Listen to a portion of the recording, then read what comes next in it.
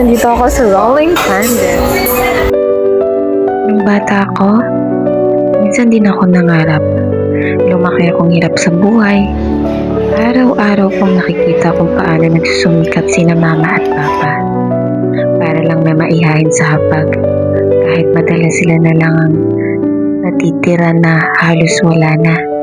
Doon ko natutunan kung ano ang tunay na sakripisyo. Nangako ko noon sa sarili ko, balang araw, bawi ako. Pero bago ko man marating itong mga pangarap ko, kinuha na ni Lord si Papa. Hanggang ngayon, dala ko pa rin siya sa puso ko. At sa bawat tagumpay ko, alam kong nandyan lang siya at proud na proud sa akin. Ngayon ako naman, ako na yung nagsusumikap. Ako na yung lumalaban araw-araw para sa mga anak ko.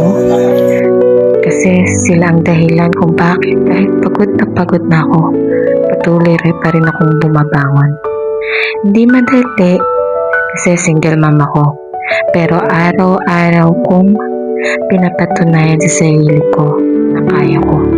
Na kahit mag-isa, basta may tiwala sa Diyos at pagmamahal sa mga anak, sa pamilya, walang imposible. At sa tuwing nakapatingin ako sa langit, sinasabi ko, Pa, sana nakikita mo ako ngayon. Ito na yung batang minsan mong pinangarap na magtagumpay. Lahat ng to, para sa iyo at para sa mga anak ko. Kayo na dahilan kung bakit patuloy akong lumalaban. Papa, I love you and I miss you.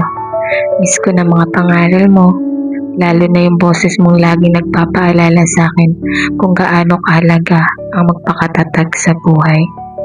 Huwag kang mag-alala, iingatan namin si Mama para sa iyo. Dahil alam ko kung gaano mo kamahal si Mama. Hindi pa man ganun kalayo, pero alam ko mararating ko na yung sinasabi mong tagumpay.